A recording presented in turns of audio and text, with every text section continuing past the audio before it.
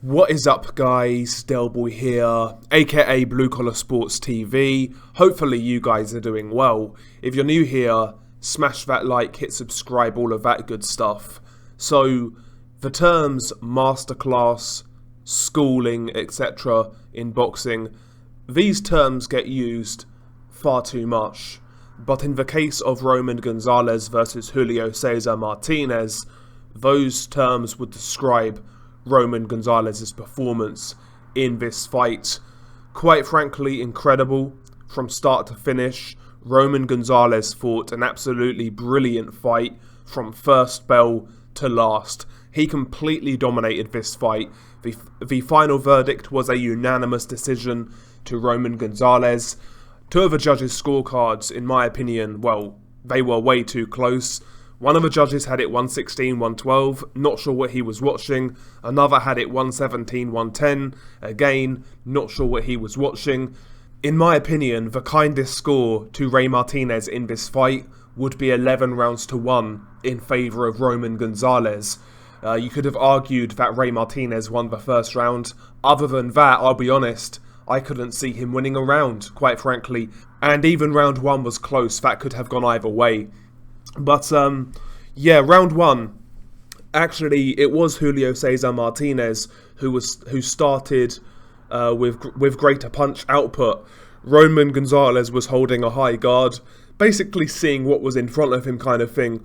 Ray Martinez was advancing with a high guard, and he was letting go of his shots. It has to be said, a lot of those shots were getting blocked by the gloves of Roman Gonzalez, but some shots were getting around the side and were landing. So I felt Ray Martinez actually started this fight pretty well in the first couple of minutes of round 1.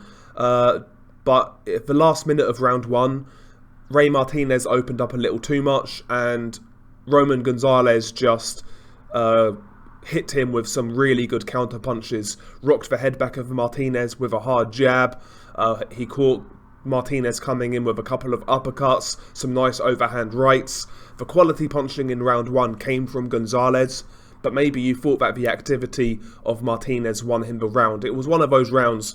After round 1 though, Roman Gonzalez just took over. He put an absolute beating on Julio Cesar Martinez in round 2. Going through the gears, he was advancing with that high guard, sticking to Julio Cesar Martinez, not smothering his work, just getting right in the pocket and strafing Julio Cesar Martinez with hard body shots, uppercuts through the middle, and the uppercuts in this fight were working a treat against Julio Cesar Martinez, who stands pretty square on. So he was eating uppercuts all night, and round 2, Roman just put a beating on Julio Cesar Martinez. Martinez was trying to throw back, but most of the shots were landing on gloves and arms. So round 2 was a beating. Rounds 3 and 4, once again, just Gonzalez going through the gears, working over Martinez. Again, Martinez was throwing back, but nothing was really getting through. Nothing was troubling Roman Gonzalez when it did get through. And, he was comprehensively out skilling him on the inside. Round 5, in my opinion, was Julio Cesar Martinez's last stand. I actually felt he started that round pretty well, really let go of his shots, winging some hooks against Roman Gonzalez, trying to force Gonzalez back, trying to make it a street fight, and he was landing shots in round 5. But once again, Martinez started that round really well, but towards the end, the last sort of minute and a half, Gonzalez just once again opened up, went through the gears, started to take advantage of Ray Martinez's wide stance, his hands down defense, and he was strafing Julio Cesar Martinez with several hard shots, counters, uppercuts, body shots, etc. He was doing it all in there. Gonzalez was doing a really good job of feeling the shots on the guard and then coming back with counters. And round 5, in my opinion, was kind of Martinez's last stand. He was showing heart, he was showing machismo, putting his hands down, banging his gloves together, doing his best Ricardo Mayorga impression. But, in terms of scoring, in terms of effective work, it was all Roman Gonzalez. And after round 5, I felt the tank of Julio Cesar Martinez was drained. He was really feeling the punishment. the work that he was throwing back had an air of desperation about it, and it wasn't as frequent as it was prior to round 5. So he wasn't letting go of his shots quite as much. Roman was just having his way with Julio Cesar Martinez round after round after round. There were moments when Ray Martinez would land the odd good left hand here and there, but nothing too serious. Roman Gonzalez was never hurt. He just reset himself a couple of times after he got caught and resumed the onslaught, resumed the pressure. And, the flashy shots of Gonzalez were coming to the head, the uppercuts up close, the hooks, especially the overhand right. They were the eye-catching shots, but the bodywork of Roman Gonzalez in this fight just completely drained the tank of Julio Cesar Martinez. He was catching Martinez with some serious bodywork in this fight. Not just hooks to the body, but also a really good short right hand to the solar plexus of Ray Martinez. And there were several times when he took that shot and he not doubled over, but he kind of hunched over after he felt that shot. Watching this fight round by round, it's surprising that Ray Martinez actually saw the distance, because he took a beating in this fight, and a potential beating to where, who knows, maybe it takes something out of him, because again, there were so many unanswered shots in this fight, flush shots when Ray Martinez had his hands down and he was just eating these punches.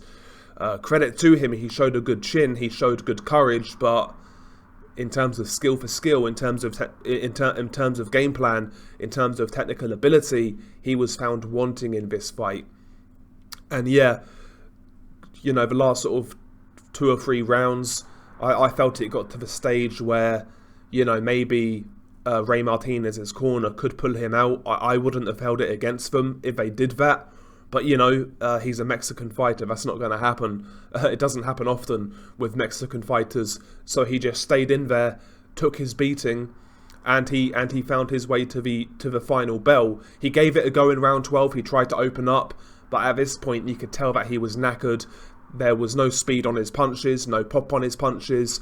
And once again in round 12, Gonzalez was just countering him up close. And round 1 to round 12, in my opinion, this was an incredible performance against Ray Martinez. Roman Gonzalez's defense in this fight was immense. His high guard was brilliant. The way he came inside to side, just slipping shots.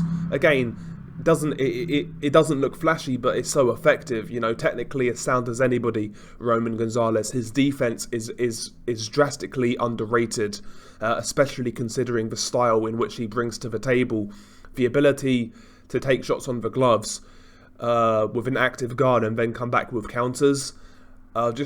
He's an in-ring technician. He's a scholar of boxing, and a guy with all-time great ability and an all-time great resume. And once again, he adds another name to that resume, a young, hungry guy in Ray Martinez, a champion, albeit in the weight below. Incredible by Roman Gonzalez, and 34 years old, still going strong. If you asked me after the Saul Rungvisai second fight back in the day, would I have envisaged Roman Gonzalez having this success in his late career? Probably not, but that really goes to show what type of fighter, what type of character that Roman Gonzalez is. He's a fighter through and through, he really is, and he's a throwback, one of the last of the Mohicans in terms of anyone, anywhere, anytime. Incredible fighter, incredible performance. Where does he go from here? I mean, listen, the world is his oyster. He can do what he wants at this stage. I'd love to see him fight Juan Francisco Estrada again in that third fight. That's always going to be there. Roman Gonzalez versus Kazuto Ioka in Japan would be a great fight. There's Donny Nietes in that division. The new champion, Fernando Martinez, would be a good fight as well. So at super flyweight, Roman's got great options. Who knows? Maybe Roman Gonzalez wants to chance his arm and go up to bantamweight, fight Naoya Inoue. Maybe that's a step too far at this stage of Gonzalez's career, but if anybody would do it, it would be Roman Gonzalez. So listen, Roman Gonzalez can do what he wants now. His resume is second to none. 4-weight world champion, all-time great of the little men. And all I will say in regards to Roman Gonzalez is just enjoy this guy while he's still here, because he's 34 years old. We're in the final stages of his career, so let's just enjoy this man while he's still fighting, because he's the epitome of why I love boxing. You know, the way his career's gone, who he's fought, the challenges, the setbacks, the comeback, the great fights, the knockouts. You know, the guy has it all, Roman Gonzalez. One of the best I've seen since I've been watching boxing. You know, one of the best I've seen. So yeah, congrats to Roman Gonzalez. A great performance, incredible performance, and we'll see where he goes from here. As for Julio Cesar Martinez, technically he's got a lot to work on, no doubt about it, but I think we knew that before this fight. Going into this fight, really, his chances were if Roman Gonzalez got old overnight, and that wasn't the case. So technically, Julio Cesar Martinez needs to go back to the drawing board and improve on a lot. One thing I will say, I'll give him credit for his chin. He's got a very good chin and a lot of heart, and that can take you so far. But technically, he needs to improve, no doubt about it. So yeah, share your thoughts below. It's been your guy Delboy. Peace.